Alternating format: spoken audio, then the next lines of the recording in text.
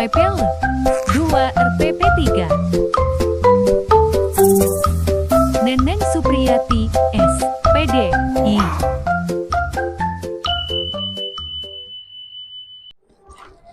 Assalamualaikum warahmatullahi wabarakatuh. Surian.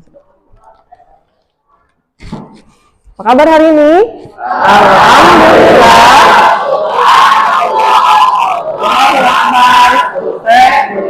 Amin. Sip.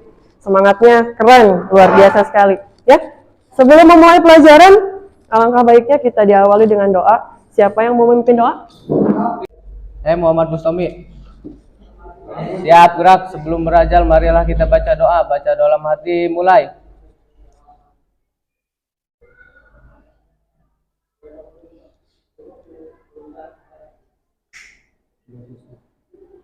Doa selesai, ucapkan salam. Assalamualaikum warahmatullahi wabarakatuh. Siapa yang nggak masuk kali ini? Ahmad Mustomi. Tommy kenapa? Sakit. Sakit. Siapa lagi? Ahmad Taufik. Kenapa Ahmad Taufik? Nggak tahu. Nggak ada keterangan? Ya. Ya. Ada lagi? Ahmad. Baik anak-anak, untuk pertemuan materi PAI kita hari ini, kita akan membahas tentang khutbah, tabligh, dan dakwah. Ya. Nah, untuk memperjelas materi kita hari ini, silakan perhatikan slide PowerPoint yang sudah Ibu tayangkan. Nah, ini ya. Ini standar kompetensi dan kompetensi dasar untuk materi khutbah, tabligh, dan dakwah. Ya. Yang pertama, kita akan membahas pengertian khutbah, tabligh, dan dakwah. Setelah ini kalian Ibu bagi kelompok, ya, masing-masing kelompok menjelaskan tentang dakwah, kemudian tabligh dan dakwah, ya. Kemudian yang kedua, ketentuan khutbah, tabligh dan dakwah, ya. Ketiga, perbedaan khutbah Jumat dan dakwah. Yang terakhir, cara menyusun teks khutbah Jumat dan dakwah. Ya, ini SK dan KD pada pertemuan kita kali ini. Nah, kemudian ini standar kompetensi memahami khutbah, tabligh, dan dakwah. Kompetensi dasarnya menjelaskan pengertian khutbah, tabligh, dan dakwah. Kemudian menjelaskan tata cara khutbah, tabligh, dan dakwah. Yang ketiga, memperagakan khutbah, tabligh, dan dakwah. Nanti masing-masing setiap kelompok ada satu orang yang akan mempraktekkan khutbah, tabligh, dan dakwah, ya. Nanti ditentukan siapa orangnya.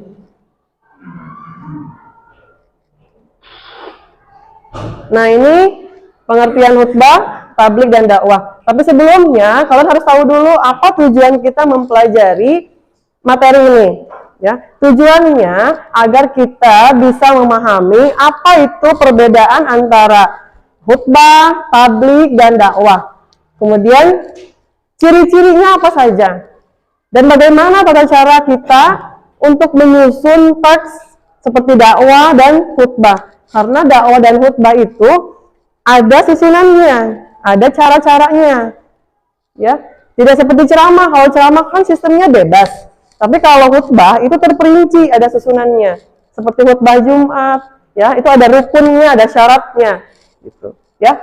Nah, kemudian tujuan yang terakhir supaya kita bisa mempraktekannya, mempraktekkan khutbah, tabligh, dan dakwah, ya. Ya, hari ini kita langsung bagi kelompok ya. Untuk kelompok satu tema pembahasannya, tema diskusinya tentang khutbah.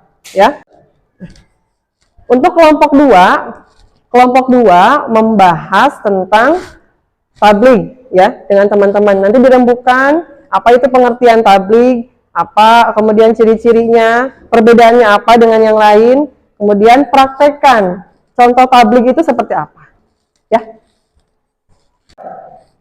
Untuk kelompok 3 ya, kelompok 3 di sini, kelompok 3 membahas tentang dakwah.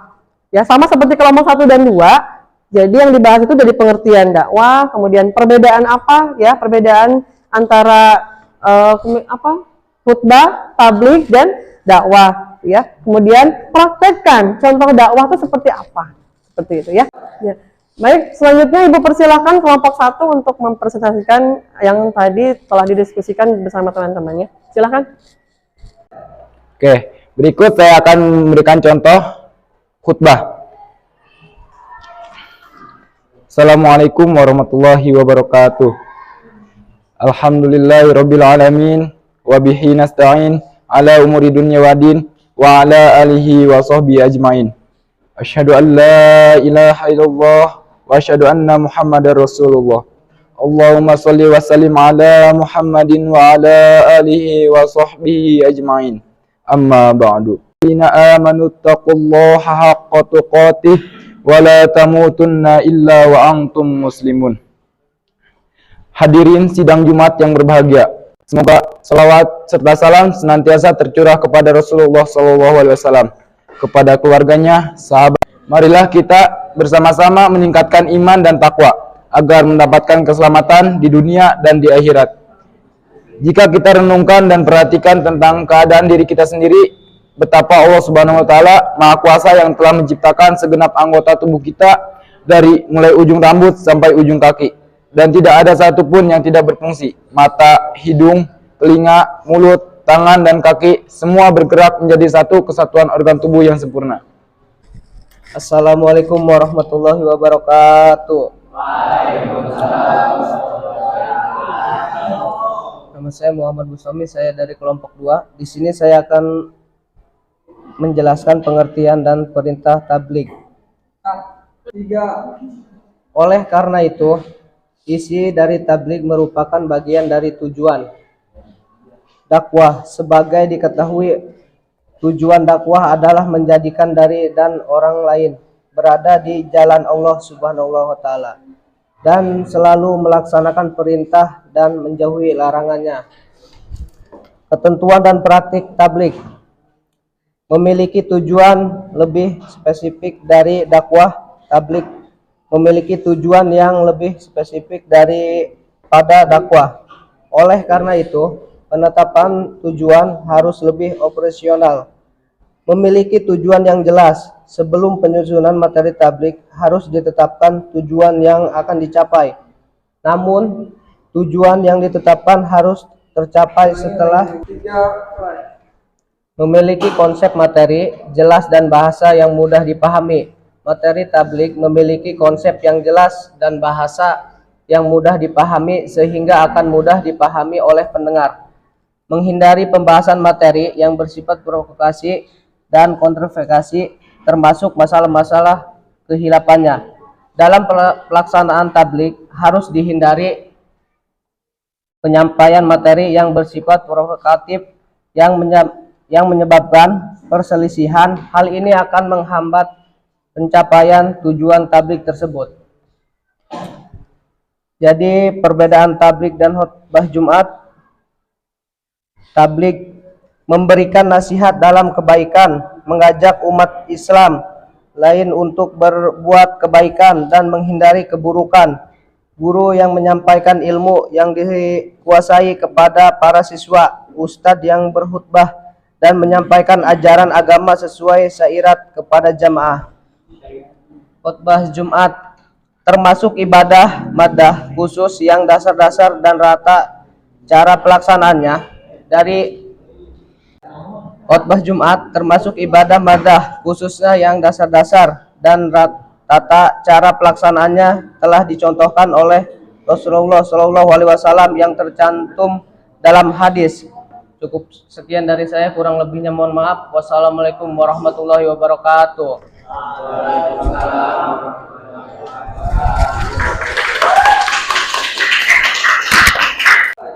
Assalamualaikum warahmatullahi wabarakatuh. Nama saya Sandy Pratama. Saya akan menjelaskan tentang dakwah dan praktiknya. Pengertian dan perintah melaksanakan dakwah. Kata dakwah berasal dari bahasa Arab yang artinya ajakan, seruan, panggilan, atau undangan. Dakwah Islam adalah mengajak umat Islam manusia dengan penuh hikmah, kebijaksanaan supaya mereka menerima dan mengikuti ajaran Allah Subhanahu wa taala dan Rasul-Nya. Berbeda dengan tablik, dakwah memiliki tujuan yang lebih luas. Selain itu, dakwah tidak dibatasi pada satu waktu. Seorang yang berdakwah tidak hanya menyampaikan ajaran kebenaran, tetapi juga harus mengevaluasi sejauh mana yang disampaikannya. Selain itu, dakwah dapat dilaksanakan tidak hanya dengan ucapan, tetapi dengan perbuatan atau menggunakan media. Setiap umat Islam wajib melakukan dakwah, baik di lingkungan rumah, sekolah, maupun masyarakat. Berikut ini keterangan Al-Quran dan hadis yang menunjukkan wajibnya melakukan dakwah. Bismillahirrahmanirrahim. Wal takum minkum ummatun yad'una ilal khairi wa ya'muruna bil ma'ruf wa yanhauna 'anil munkar wa ulaika humul muflihun. Yang artinya, dan hendaknya ada di antara kamu satu golongan yang mengajak kepada kebaikan, menyuruh kepada yang ma'ruf dan melarang kemungkaran.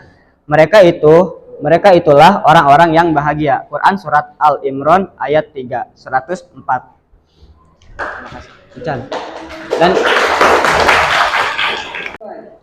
berikut contoh teks dakwah singkat untuk memperingati Maulid Nabi. Karena di buku tidak ada, saya akan melihatnya di handphone.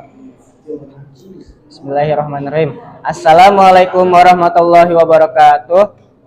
Puji syukur, salawat serta salam semoga senantiasa tercurah limpahkan pada junjungan kita Nabi Muhammad sallallahu alaihi wasallam, kepada keluarganya, sahabatnya, dan seluruh umatnya hingga akhir zaman. Amin ya rabbal alamin. Bapak dan Ibu para jamaah yang dimuliakan Allah, pada kesempatan kali ini saya berdiri di hadapan hadirin untuk menyampaikan tausiah dengan tema mencintai Nabi. Sehingga mencintai Nabi menjadi kewajiban bagi setiap muslim. Cinta tersebut diwujudkan dengan mengikuti perintahnya dan menjauhi larangannya. Ajaran Islam yang agung memerintahkan manusia untuk menyembah Allah Subhanahu wa taala, melaksanakan sholat, berpuasa, dan menunaikan zakat. Tidak hanya itu, akhlak Nabi juga hendaklah ditiru dalam kehidupan. Perbuatan Rasulullah Shallallahu Alaihi Wasallam harus ditiru seperti sikap dermawan dan lemah lembut dengan keluarga. Selain itu, Nabi Shallallahu Alaihi Wasallam juga sangat gigih berjuang dalam menyebarkan agama Islam. Demikian tausiah ini saya sampaikan. Mohon maaf bila ada salah kata. Semoga kegiatan kita pada hari ini dicatat sebagai amal soleh. Wassalamualaikum warahmatullahi wabarakatuh. Waalaikumsalam warahmatullahi wabarakatuh.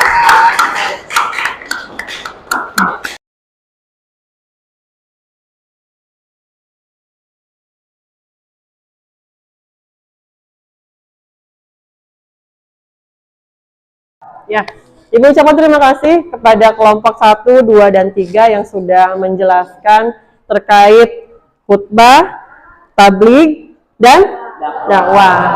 Jadi di sini kita ambil kesimpulan sama-sama, ya. Ambil kesimpulan sama-sama. Yang pertama, khutbah itu apa sih? Khutbah? Bareng-bareng? Khutbah yaitu menyampaikan, ya seperti gini. Kalau khutbah itu lebih kepada memberikan nasihat, ya, kemudian motivasi, ya intinya seperti itu, menyampaikan nasihat, ajaran-ajaran Islam. Yang kedua, tabligh. Apa itu tabligh? Menyampaikan pokok-pokok dan uraian ajaran Islam. Nah, tabligh itu merupakan bagian dari tujuan dakwah, ya. Kemudian yang terakhir, dakwah. Dakwah itu apa? Dakwah Mengajak. Ya, itu sifatnya lebih mengajak, kemudian mengevaluasi, dan kalau dakwah itu biasanya hampir sama dengan ceramah, ya. Hampir sama dengan ceramah, yang dimana ini sifatnya lebih luas daripada khutbah dan tabligh. Ceramah ini bisa melebar kemana-mana atau dakwah ini bisa melebar kemana-mana. Yang intinya di mana yang menyampaikan dakwah itu mengajak kepada hadirin yang hadir pada di jamaahnya itu untuk ikut seperti apa yang disampaikan oleh sang pendakwah. Begitu ya? Sampai sini paham? Ada yang tanyakan? Tidak ada? Oke, kalau tidak ada, Ibu cukupkan? Stop dulu. Baik anak-anak, jika tidak ada yang ditanyakan, Ibu cukupkan sampai di sini. Tapi sebelumnya ada oleh-oleh yang harus dibawa pulang. Ya, Ibu berikan oleh-oleh berupa tugas. Tugas berupa isian soal-soal esai. Jumlahnya hanya 10 soal. Ya, nanti Ibu berikan, Ibu bagikan. Ya, kerjakan di rumah. Kemudian minggu depan dikumpulkan kembali. Paham? Ya, mungkin hanya itu saja materi pada pertemuan kita hari ini. Kurang lebihnya Ibu mohon maaf. Wabillahi taufiq wal hidayah. Wassalamualaikum warahmatullahi wabarakatuh.